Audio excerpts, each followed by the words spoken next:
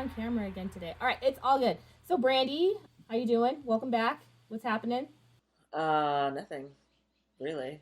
I had to do some running around today, but otherwise I'm fine. Everything's Mm-hmm. great. Wonderful. That's wonderful. Nick, how are you? I'm doing great.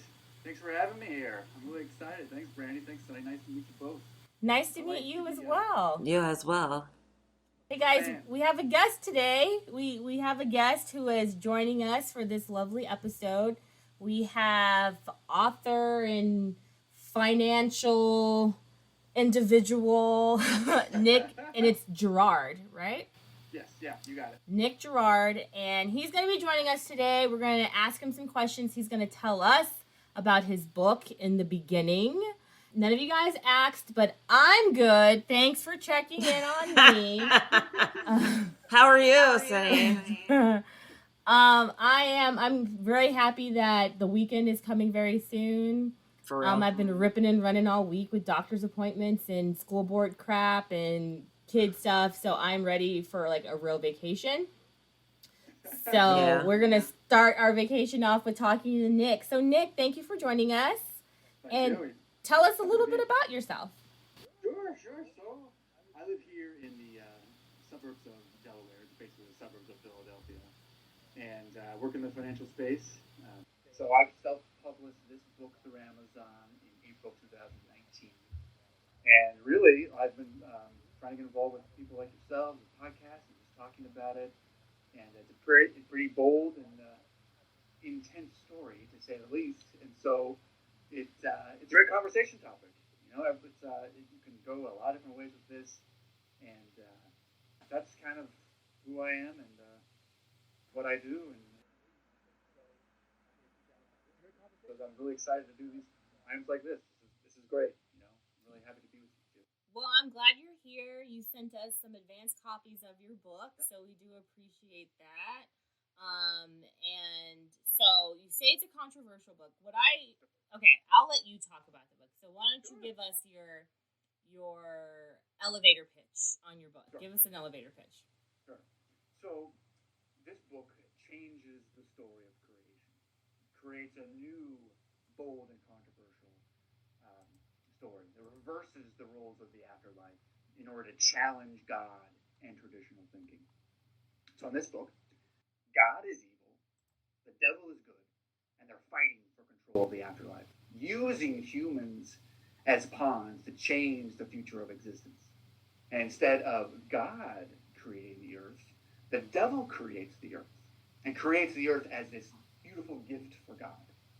I then describe God as like this evil, power-hungry entity that is jealous of this beautiful earth that Lucifer created and decides to destroy it. Destroy it with a plague, the plague of humanity. So a complete reversal around the traditional beliefs that humanity possesses for heaven and hell. And the story challenges God by asking the question, how can we worship a God that allows the suffering of innocent life? And as we were discussing before, I respect everyone, your listeners' views and your beliefs. Just want to be very clear about that, obviously, because this does come across as pretty controversial. And I can go into the book a little bit more. There's a few other points to chat about if you like. Should I keep going? Yeah. What is that thing called? The something alert when you give someone an update as like, hey, this is trigger warning. There it is. That's what it is. The something alert. What's the something alert called? It's called a trigger warning. So trigger warning. There may be some things that make you feel uncomfortable ahead. Exactly. I did read that and I was just like, like this is interesting. I was just wondering what propelled you or compelled you to write this story. Sure, great question.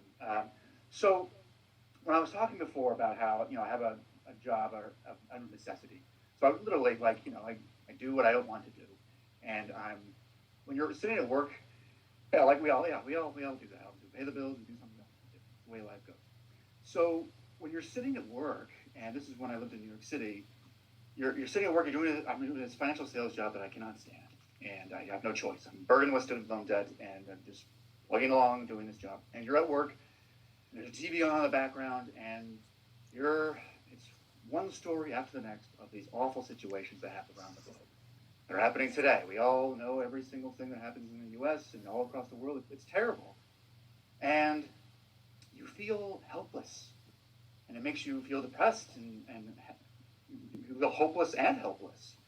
And I wanted to, be involved in something where I could help, but I couldn't even explore that. I had no ability because because of my student loans. I hope you don't mind me getting to my financial. Tell us all your tea, Hunty. We want the tea. Yes.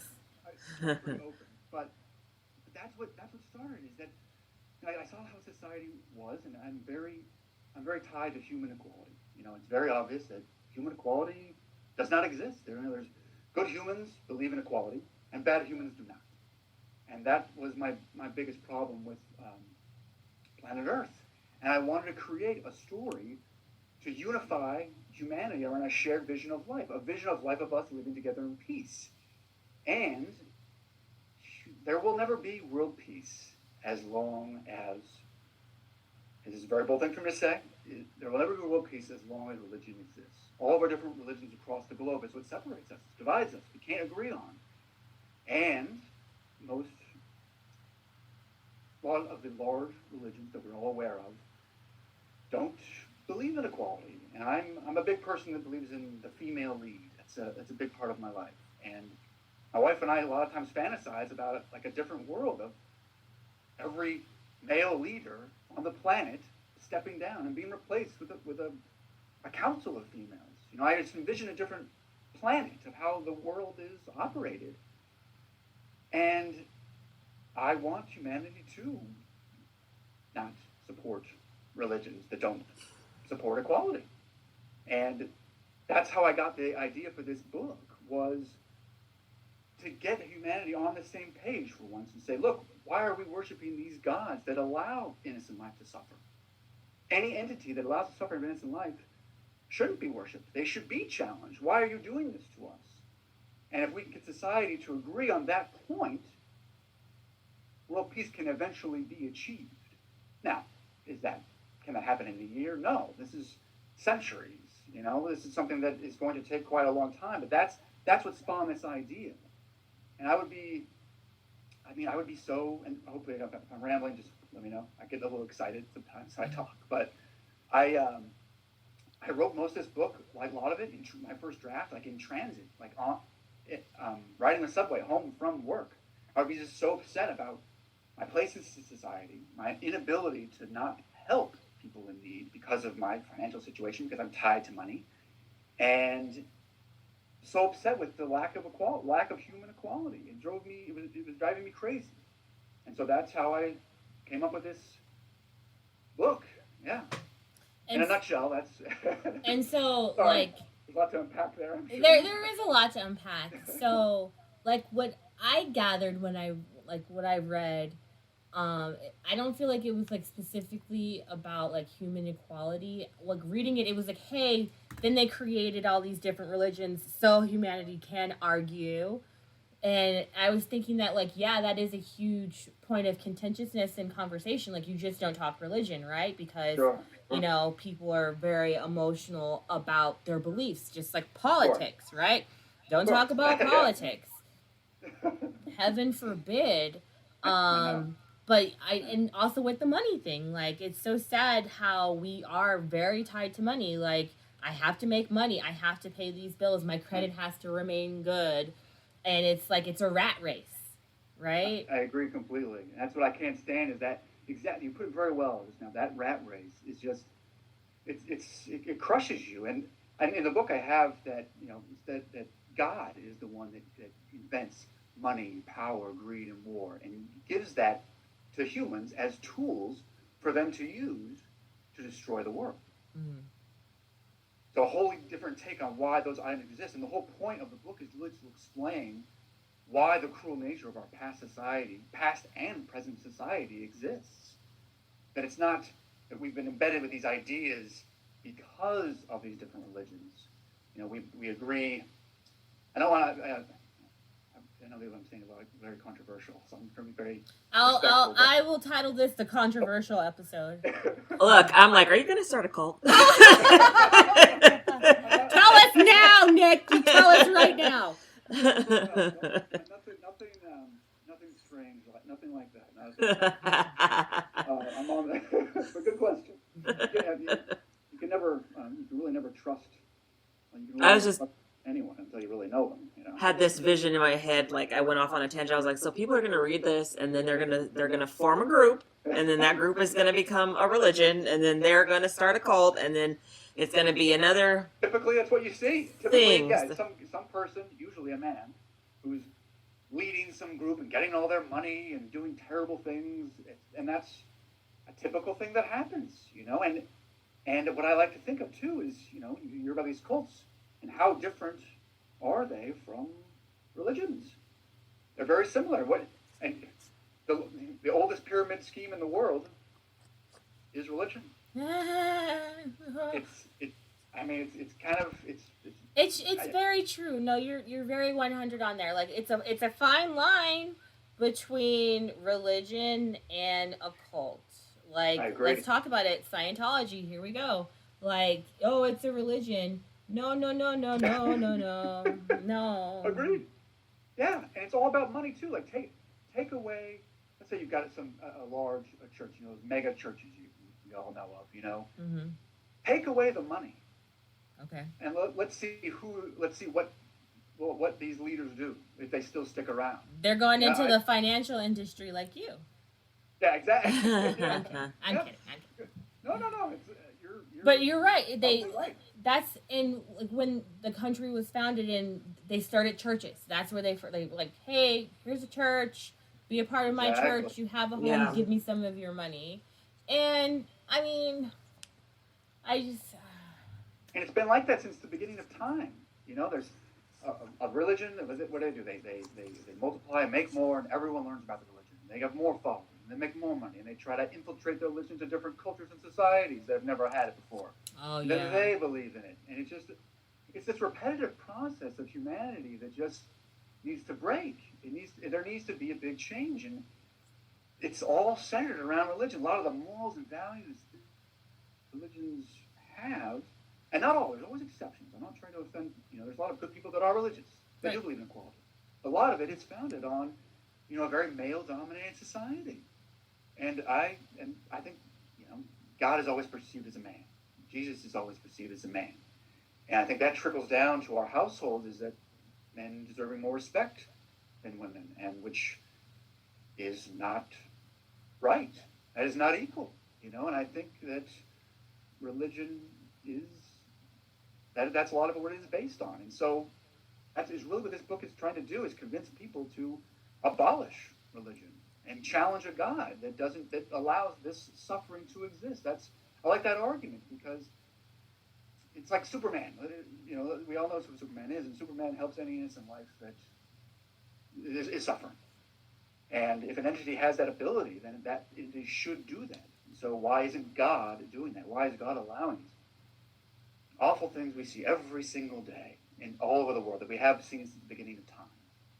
And it's just very difficult. It's for all of us, It's because evil walks the earth as well, sadly. Were you brought up religious? I was, yeah. So I was raised in I would just call it a kind of a basic Christian household.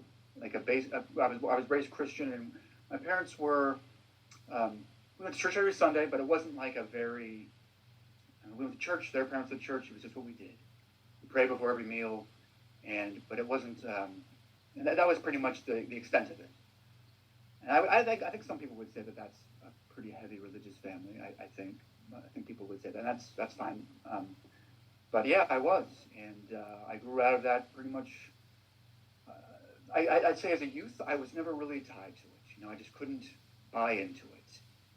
And when I went to college, then I completely fell away from it, and fell away even more as I got older. And then obviously, I wrote this book. It was obvious. But I was raised religious. And what I do is I send a lot of books out all over the world. And I've sent this book to religious people and everyone. I've warned, like, look, this is I'm challenging God, challenging religion. So, I want you to know that. And religious people have come back to me and have said, look, I am religious. I believe in God, and what you said doesn't exactly offend me, but I couldn't help but thinking about it. I'm thinking about, why is God letting this happen? And then I've also had some religious people saying, look, I couldn't finish the book. I couldn't.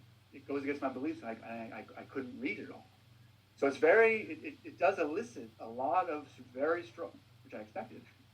It elicits a lot of strong emotion for people. And so, yeah, I do have a lot of those conversations, which is nice. But it's fun sending books. And I send it all over the world as a way to just get the word out. It's in Jordan, the country of Jordan, Pakistan, India, Australia, France, Spain, Morocco, Madagascar.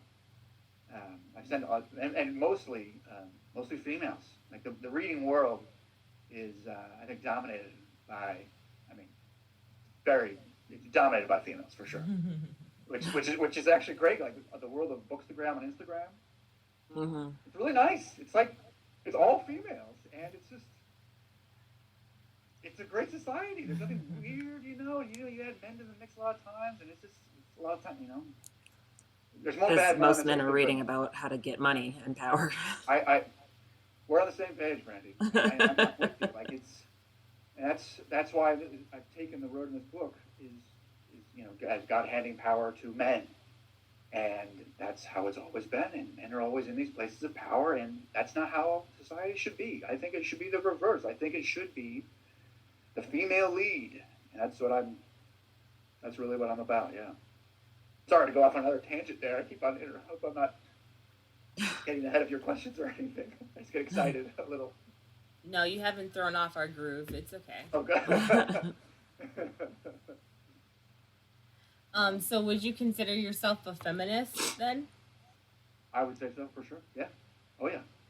Yeah, I am for the female lead, and even so, I'm married to a female, and I would say I've always been a believer in equality between all humans. So believe in equality between men and women, of course.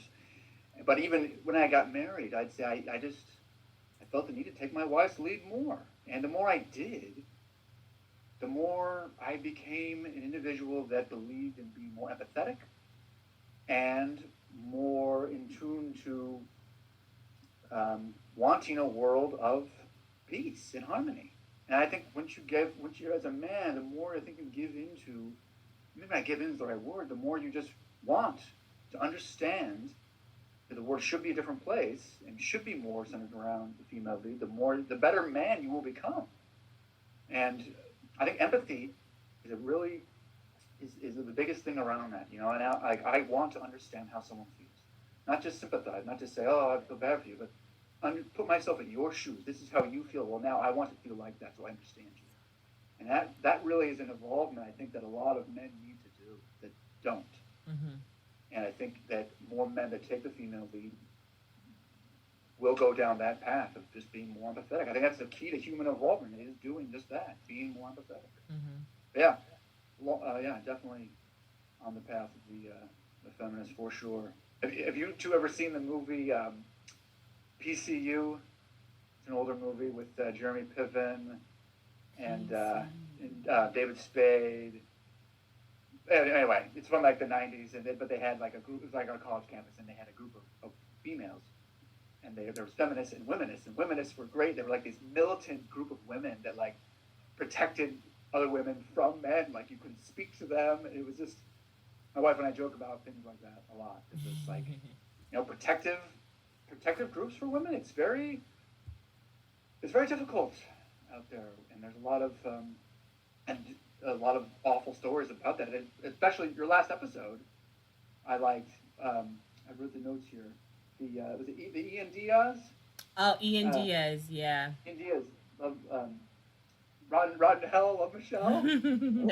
Rotten Hell, Love Michelle. How often does that happen, though? That happens all the time. And what you said about love bombing someone, all of a sudden they're now just infatuated with you, and then they control. Right. That's all they're about. And it's a play. I feel like it's a part of a playbook or something. Do you know what I'm saying?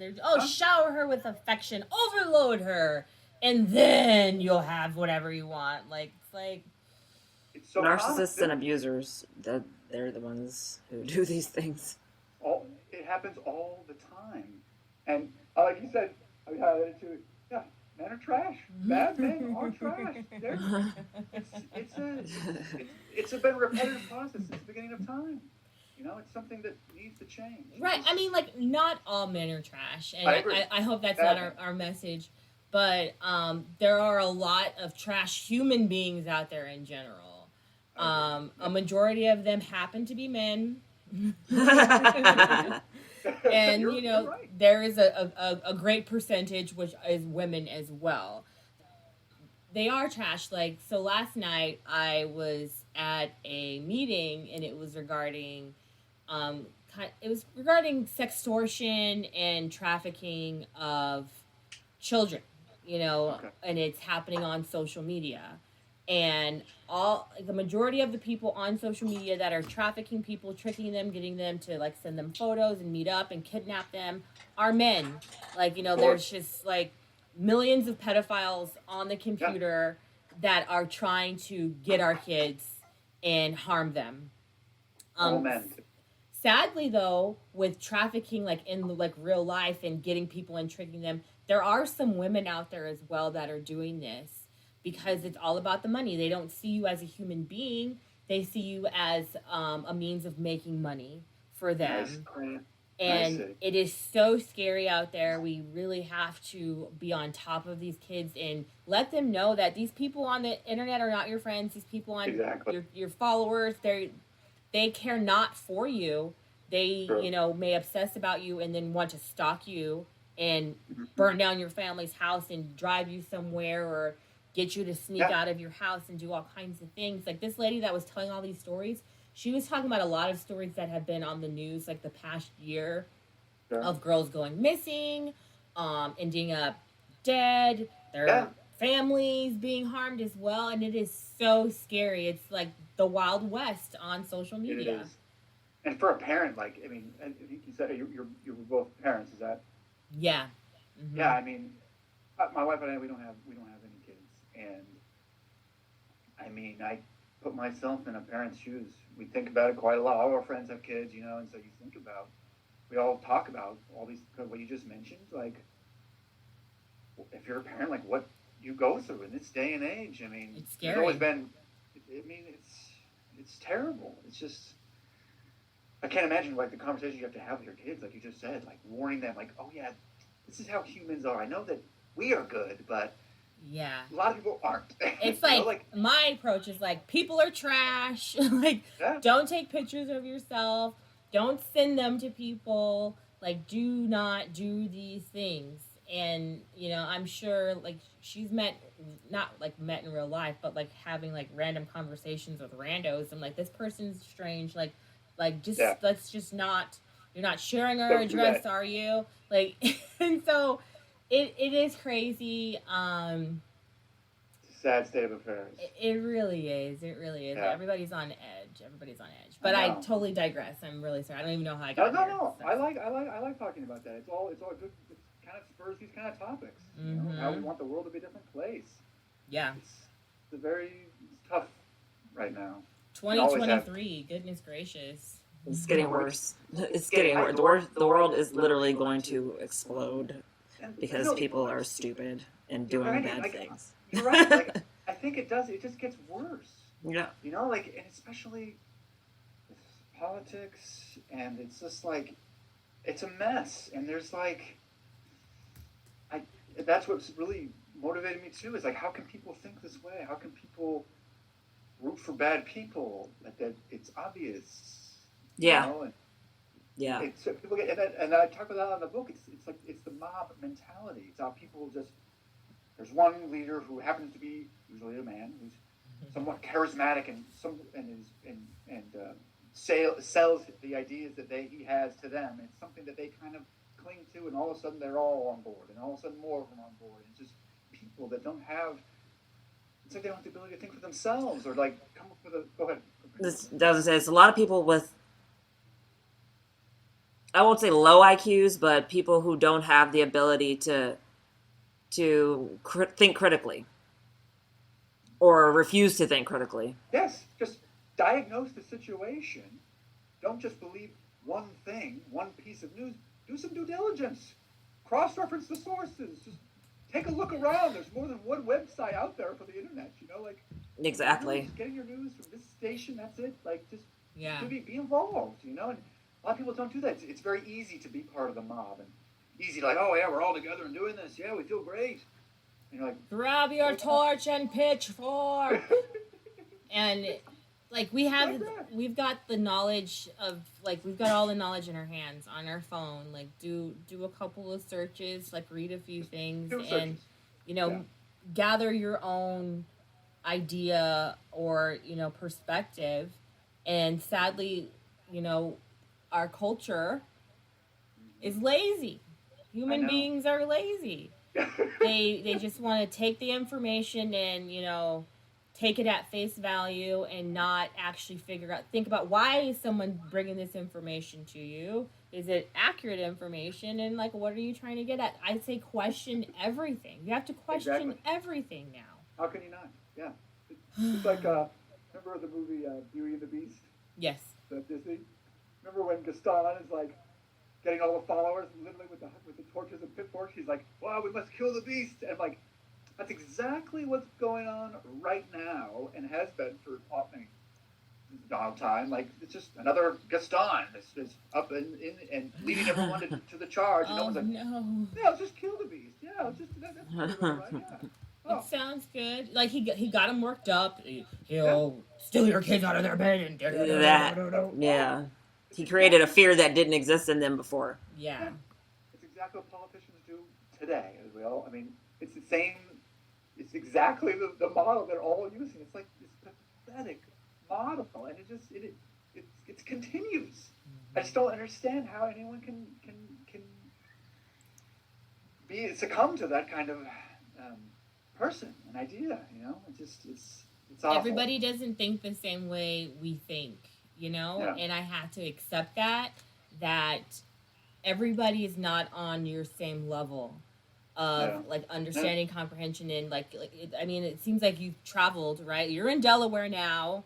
So are you originally from New York? Like, you've been all over, so I'm sure you've traveled. You've been around different cultures and experienced, more than just one town. Exactly. And you know what I'm saying? Yeah. So tell us about the way you've been traveling.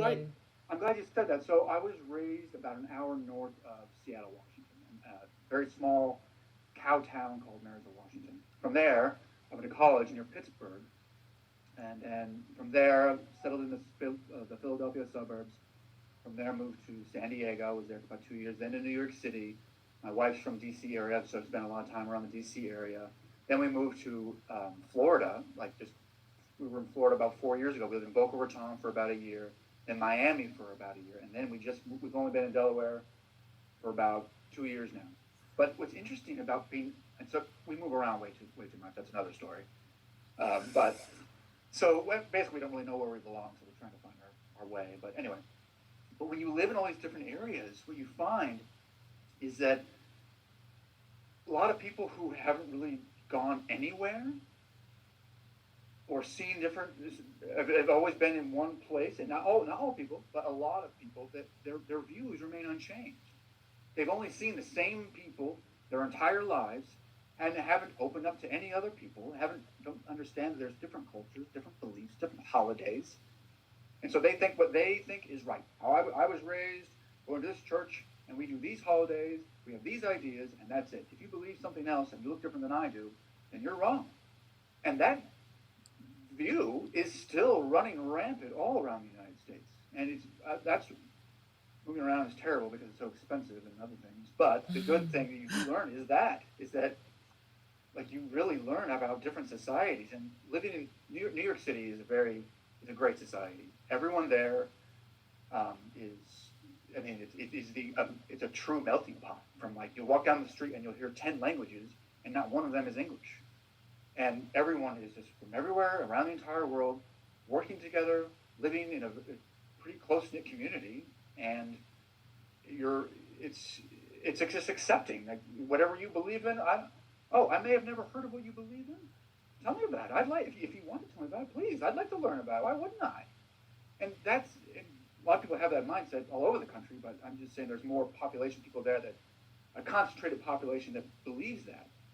And so it's very interesting to see that people that don't move from areas, or just a lot of them become very closed-minded.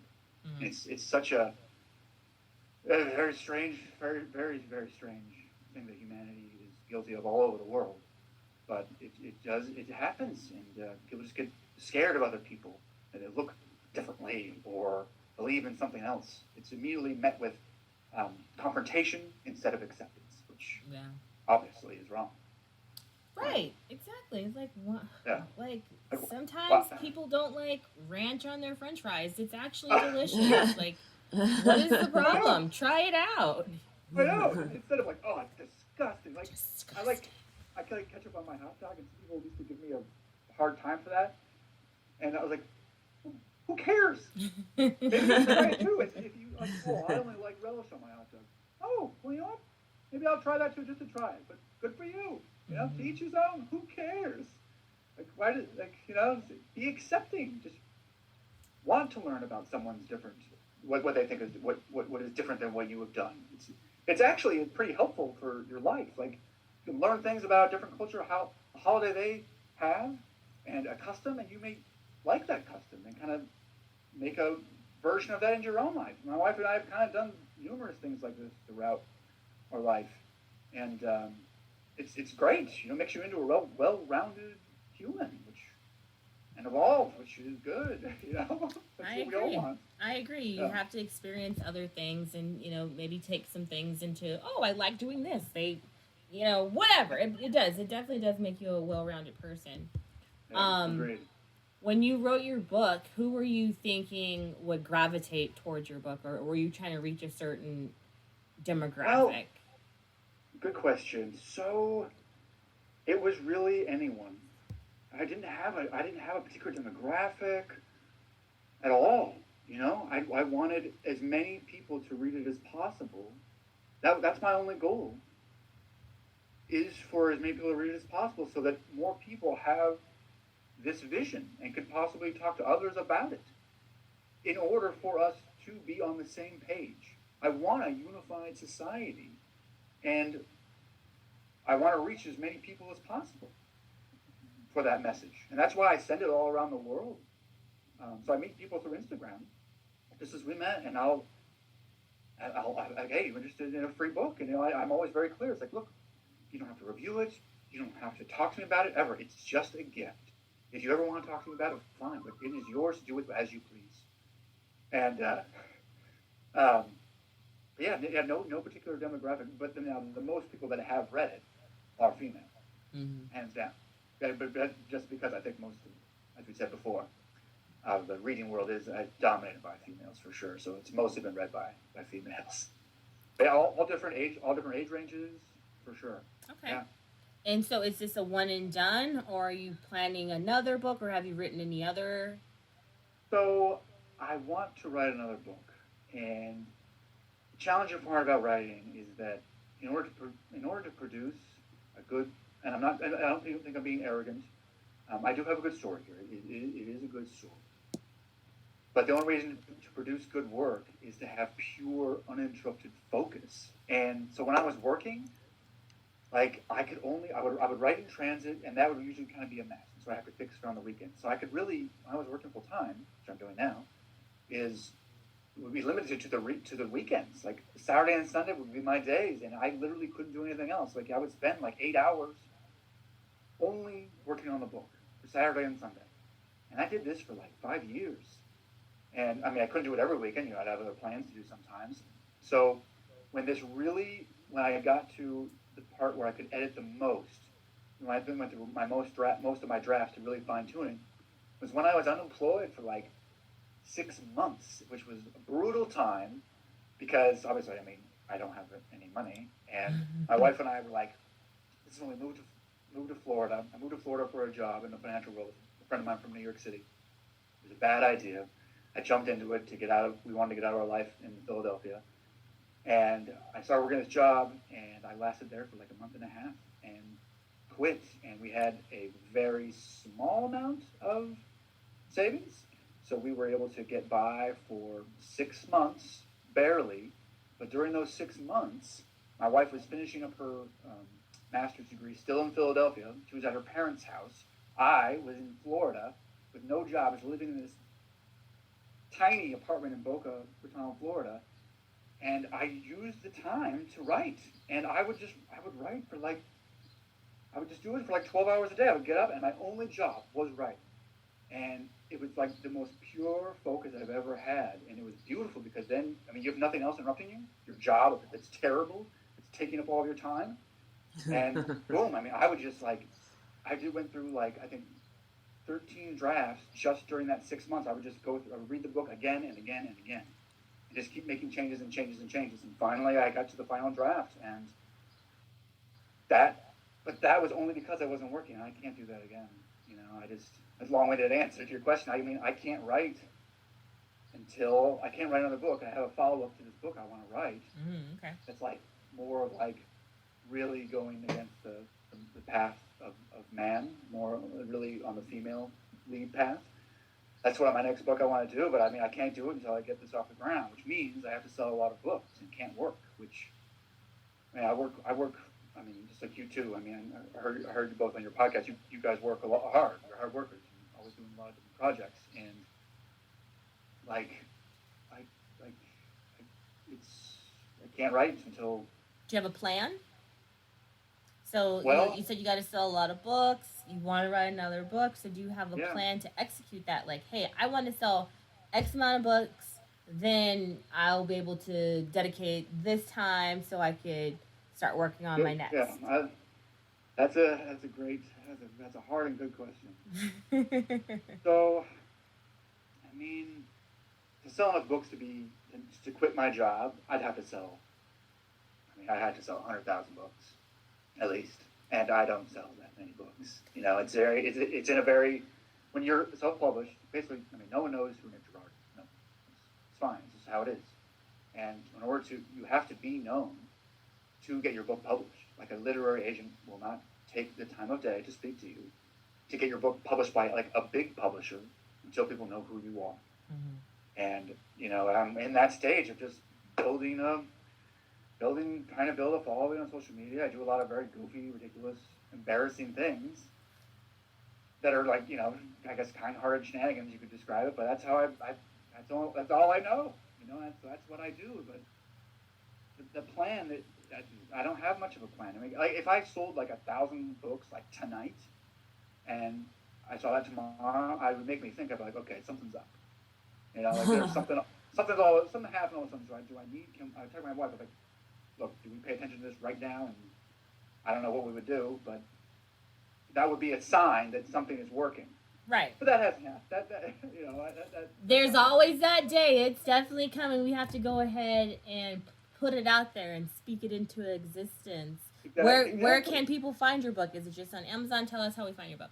Sure. So it's only available on Amazon. So if you go to Amazon and you type Nick Girard in the search function, it'll pop right up. And so I have reviews on Amazon. There's another platform called Goodreads.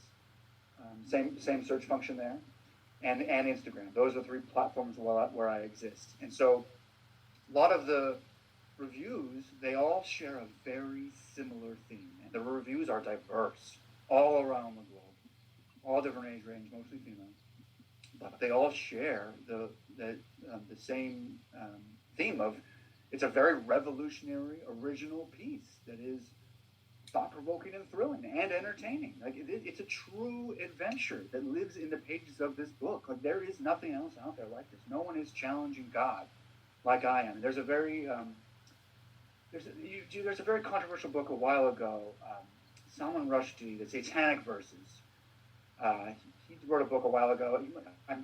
He was it was a big deal, and he challenged the religions as well. This is kind of in the same boat. I'm also challenging religion, and so it is very controversial and eye-opening. Everyone that reads it, they say it's thought-provoking. It makes them think about a different world, what could exist in humanity, and that's how I approach it. That's how I talk to people about it. But but yeah, Amazon and Goodreads and Instagram is where you can see what people say about it. Yeah. Okay. Brandy, do you have any questions? I don't know if I had a question. It How has long have you been disappeared. growing your hair? Because the people can't see, but you've got a lovely mane of hair. Well, I always feel kind of like, so I mean, I work in the financial industry. It's not like a real fun environment. I always feel a little goofy at work because I don't really look the part. I don't think. Nobody, everyone's, kind of more tailored, I suppose. And so my hair is kind of like a big mop, and like I kind of feel bad when I meet people for the first time. Like, oh yeah, it wasn't. I'm like, oh hey, yeah, this is me. But whatever. Who cares? I don't mind that. But yeah, the financial world is not. So you said you exactly do financial sales. So what do you do there? So I've been in. There have been two different kinds of roles: financial sales and financial operations. So when I was in financial sales, that's actually what I'm writing about in the book about it. So the second part of the book is set in modern day times, but it's about a character named Dave Doherty who works in financial sales in New York City. That Dave Doherty is Nick Girard. That's a story of me. Okay. And the lady that I'm married to in the book is her name's Charlotte Madsen. That's my wife, and my wife was a assistant at a hedge fund in New York City, and she was assistant for a lot of different firms. And so a lot of what sparked my vision and is about how other humans treat each other. And in financial sales, and when you're an assistant in the financial world, you're treated very terribly. And in sales, like you're basically calling individuals to get them to invest in a product that your company has created. That's one avenue of sales in the financial world. So you're just literally calling up people and financial advisors and pitching your product to them and seeing if they will invest their clients' money in it. So you're calling like other hedge funds. You're calling hedge funds, or we would be calling. So in that particular sales job, I would be calling other financial advisors. And so they have like let's say Brandy's a financial advisor, and Brandy's got like 100 clients, and they're all invested in a certain mutual fund. I would say, okay, I work for company ABC. We sell XYZ mutual fund. I would like you to put your clients' money in our mutual fund. And you just talk about it and develop a relationship, and maybe they put money in it. And you just do that several times a day. Well, these firms are like a sales engine. You have a certain amount of calls to do each day. You have a certain amount of conversations to have each day. And you have to raise money. And exactly. And if you don't, then you'll find someone else. And so that's me in the book doing that job. And it's like, I hate sales. It's soulless work where you are just convincing someone to buy something that you don't believe in. And that's what killed me. And what also killed me was my wife. So she worked for a number of different firms. A lot of them were great. But she was an assistant. And when you're an assistant, you are treated a lot of times terribly. And she was in a lot of situations. And she would tell me about it at work. She would come home crying.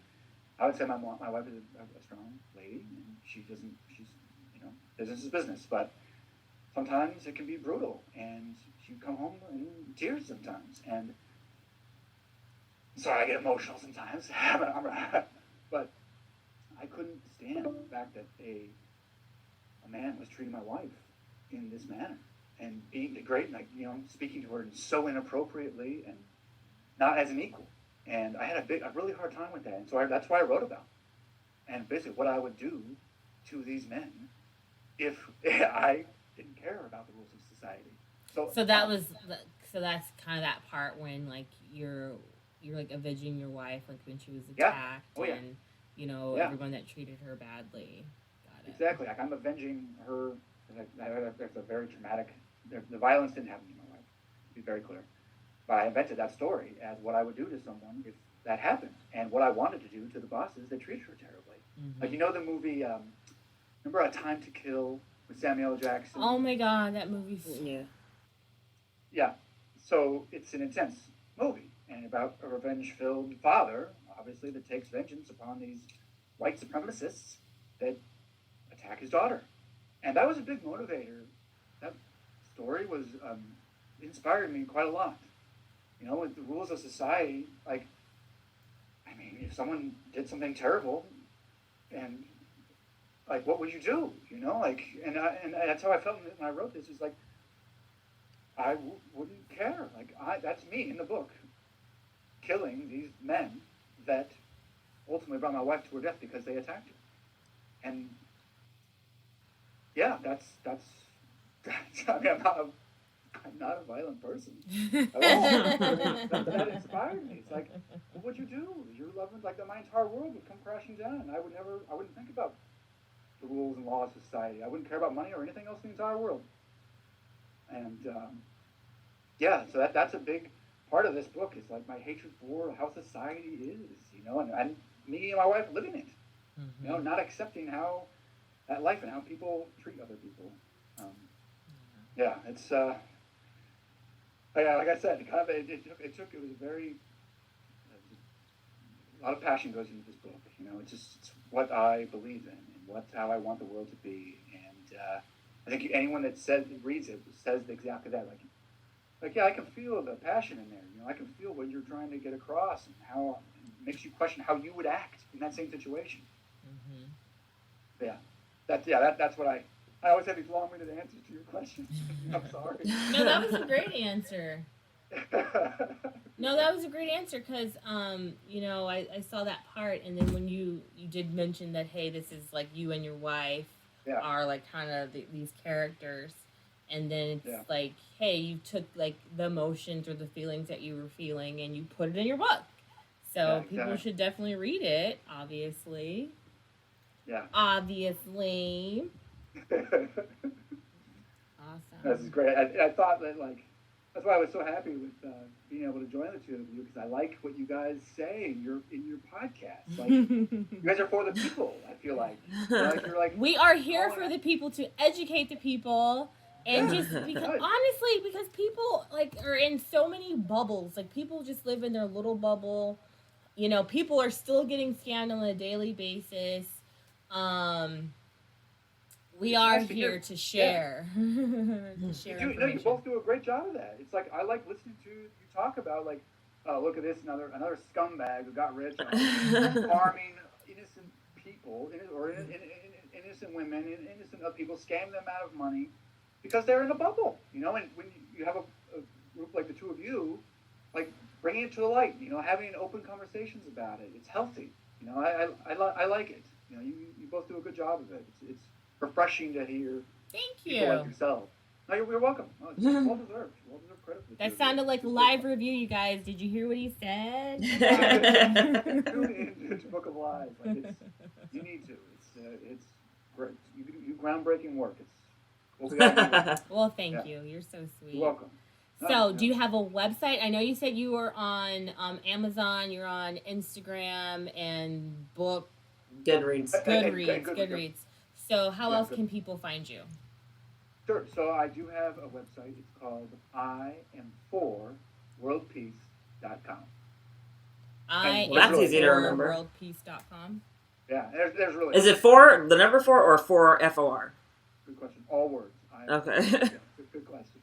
But there's really not much to the website. It just says what I'm trying to accomplish is bring a shared vision of world peace, equality, and true love to the world, and the inspiration necessary to grasp that revelation lives within this book. Yes, look at too bad we're not live or anything, but I have the book here as well. I've got it as well. We've all got our books. Okay, that's awesome. No, I'm really happy you did reach out to us, and I'm really bad about like checking messages on Instagram. So yeah, I definitely wanted to reach out and get us to connect. So I'm glad we were able to make this happen today. You've been a gracious guest. I think everybody should check out your book, give it a read. Like, I could understand why people would feel uncomfortable about reading it. Like, I don't think we were raised like super religious, but like we were raised Baptist and like kind of went to church when we were younger, and had certain things instilled. I was reading it, I was like, oh my god, is this blasphemy? I was just like, That's how you feel. I'm reading it and I'm just like, okay, I know the truth, but I'm reading this and I was like, this doesn't say the truth. but it's a story, right? It's a story. So, like, again, trigger warning. So go into it and just, like, be open and, you know, hear what you have to say and leave a review, right? Exactly. Well, very well said, Sonny. It's a work of fiction. Ultimately, very controversial, yes, but ultimately a story of inspiration to unite humanity around a shared vision of peace. That's what I want. It's what we all want. A world where we all... Domination. No. Yeah, but here it's one group of people finally can all just kind of be at peace. That's what I want. That's why I write. You know? That's awesome. So one day you're gonna get there. You're gonna be like, "Hey, f this job. I've got my books. I'm doing this, that, the other." You know, like I feel like I left corporate America, and then I was like, "Oh, I'm gonna do this. I'm gonna do this. I'm gonna do this," and I've got like all these things going on, but I wouldn't change it for the world. So yeah, healthy to do. You gotta do your thing. You definitely do. So we know how to get a hold of you. Do you have a thumbs up? We're gonna cut it short. We'll let Brandy go first with her thumbs up for the week. Brandy. My thumbs up for the week. I got my car registered today, so I won't be getting any tickets for that. Yay! Good job. Good thumbs up, actually. That's a great thumbs up. What about you, Nick? This is it. This podcast is my thumbs up. This happened just now. No kidding around. This is a big deal for me. You know, being on here with you two, it really is. Like, this is something that I need. I need to get out there, and so my thumbs up is being a part of the Book of Lies podcast. Oh, hell yes. And we will share you and, you know, do what we can to go ahead and get you. Are you on Twitter? I am, but I'm not involved, really. I really only pay attention to Instagram. I really only have time for one social media It's platform. a bit much. It's a bit overwhelming to try is. and be on all the platforms. There's too many. I can't keep track. Yeah, you can't be on all of them. It's cool. We'll help. Don't worry. We'll help you out. So this was your thumbs up. This was a good time. So I'm glad you made it, honestly. Great to be here. Thank you, ladies. Does anybody What's your thumbs up, Sonny? Thank you. Were you about to say something? Oh, you guys didn't ask me what thumbs up is, but here it is. Sassafras. So I got word that the continuation school, the alternative ed school, they got all this supplies for gardening and everything, seeds and irrigation and stuff. So tomorrow I'm going to go out there in the morning before it gets hot and dedicate a little bit of time to helping them get their garden going and giving these kids kind of something to like look forward to or feel like empowered with like growing seeds and growing their own food. So I'm going to be doing that tomorrow. Very Cool. Yay! Guys, we did it. Yeah. We did it. So, we are going to say goodbye, but first we will say, I'm Sunny Hepburn. And I'm Brandy Flakes. I'm Nick Girard. And this was Book of Lies. The podcast. Let's vote, bitches.